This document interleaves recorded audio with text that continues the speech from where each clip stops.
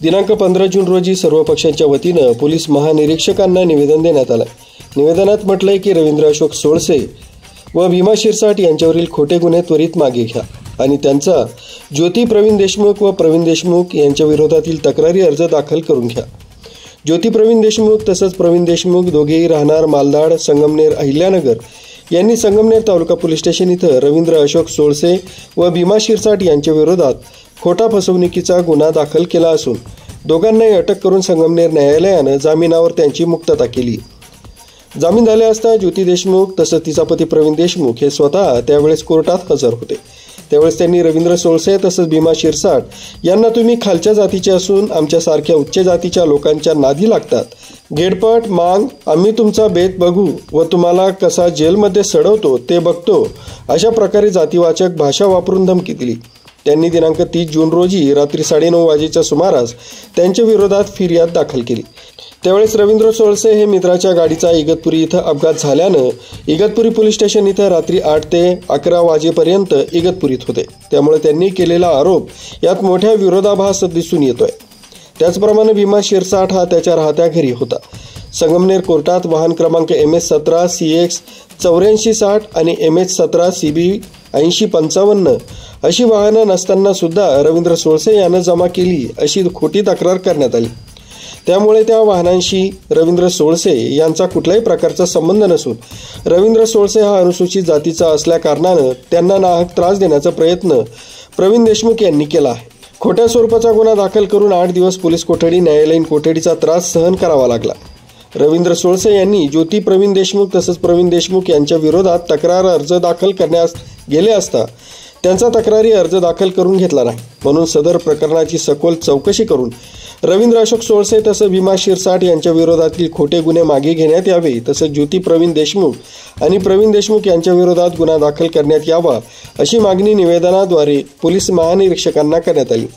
यावेळी प्रसारमाध्यमांशी बोलताना वंचित बहुजन आघाडीचे नाशिक रोड शहराध्यक्ष महेश भोसले यांनी सांगितलं की सदर खोटा गुन्हा मागे घेऊन देशमुख नामक पती पत्नीवर गुन्हा दाखल न झाल्यास तीव्र स्वरूपाचं जन आंदोलन आंबेडकरी समाजाकडून करण्यात येईल असा इशारा देण्यात आला।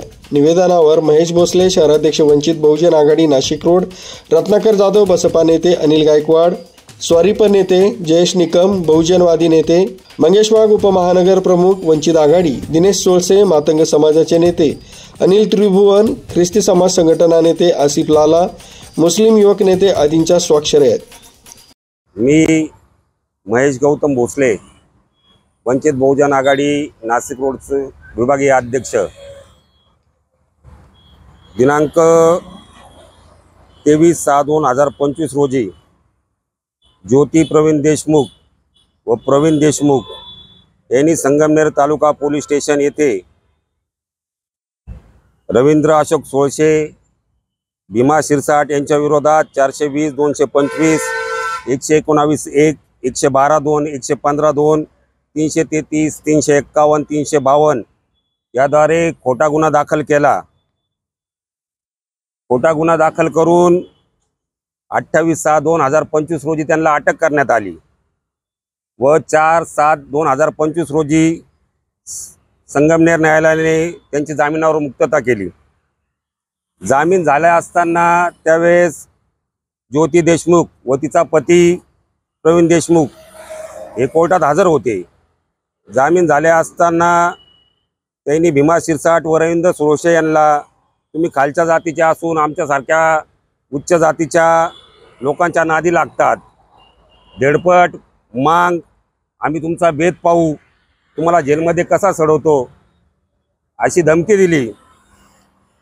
त्याचप्रमाणे 23/6/2025 रोजी जो गुन्हा दाखल झाला त्यावेळेस रवींद्र सोळसे हे इगतपुरी या ठिकाणी त्यांच्या मित्राचा ॲक्सिडेंट झाला असताना इगतपुरी पोलीस स्टेशनमध्ये रात्री 8 ते 11 वाजेपर्यंत इगतपुरी पोलीस स्टेशनमध्येच होते। त्यामुळे हा प्रकार जो फिर्यादी ज्योती देशमुख व प्रवीण देशमुख यांनी जो गुन्हा दाखल केला, खोटी फिर्याद दिली, हा प्रकार संगमनेर या ठिकाणी घडला। रवींद्र सोळसे हा इगतपुरी पोलीस स्टेशनमध्ये होता। त्याचप्रमाणे भीमा शिरसाट हा त्याच्या राहत्या घरी होता। त्याचे सर्व फुटेज आम्ही तयार केलेले असून आम्ही त्या ज्योती आणि तिचा पती प्रवीण देशमुख यांच्या विरोधात गुन्हा दाखल करण्यासाठी गेला असतात आमचा कुठल्याही प्रकारे तक्रारी अर्ज घेतला जात नाही, आम्हाला कुठल्याही प्रकारे सपोर्ट केला जात नाही आणि हा मागासवर्गीय बौद्ध मातंग समाजातील होतकरू व्यक्तींना यामध्ये खोटं नाटक करून फसवण्याचा प्रयत्न एक देशमुख कुटुंब करीत आहे। तर या कुटुंबियाच्या वतीने आज आम्ही पोलीस महानिरीक्षक साहेब यांना आमच्या वतीने एक निवेदन दिलेलं आहे। साहेबांनी आम्हाला सांगितलं आहे तुमच्या निवेदनाची दखल घेऊन त्या ज्योती आणि तिचा पती प्रवीण यांना लवकरात लवकर त्यांच्यावर गुन्हा दाखल केला जाईल व त्यांना कायदेशीर कारवाई त्यांच्यावर करण्यात येईल।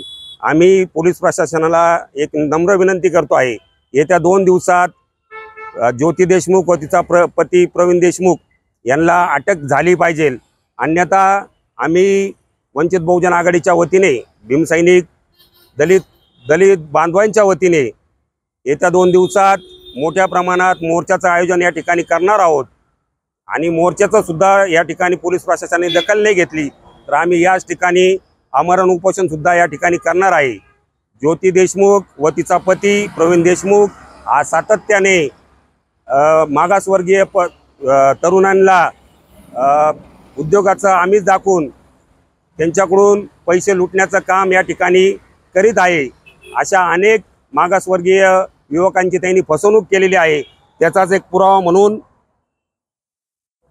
मित्र विकी बाळू शिरोळे सुभाष रोड या ठिकाणी त्या मित्राला त्यांनी सांगितलंय तुला पाण्याच्या बाटल्याचा व्यवसाय करून देण्यासाठी त्याच्याकडून पैसे उकळले, परंतु त्याचे पैसे कुठल्या स्वरूपात वापस न देता त्याला दमदाटी करून तुम्ही खालच्या जातीचे आहे, तुमचा व्यवसाय करायची लायकी नाही असे शब्द या कुटुंबाकडून वारंवार केले जातात। मागासवर्गीय कुटुंबातील होतकरू व्यक्तींना याच्यामध्ये पैशाचा आमिष दाखवून त्यांच्याकडून पैसे गोळा करून त्यांची सर्रास फसवणूक या देशमुख कुटुंबाच्या वतीने करण्यात येत आहे। आम्ही आज या ठिकाणी एक निवेदन देऊन पोलीस प्रशासनाला एक इशारा देतो आहे की येत्या 2 दिवसात त्यांच्यावर तातडीने गुन्हा दाखल झाला पाहिजे, त्यांच्यावर कायदेशीर कारवाई झाली पाहिजे, अन्यथा आम्ही भीमसैनिक तमाम दलित मातंग समाजातील बौद्ध समाजातील सर्व होतकरू तरुण आम्ही रवींद्र सोळसे व भीमा मुख्य संचालक रवींद्र जाधव, लोकराज्य न्यूज, नाशिक रोड।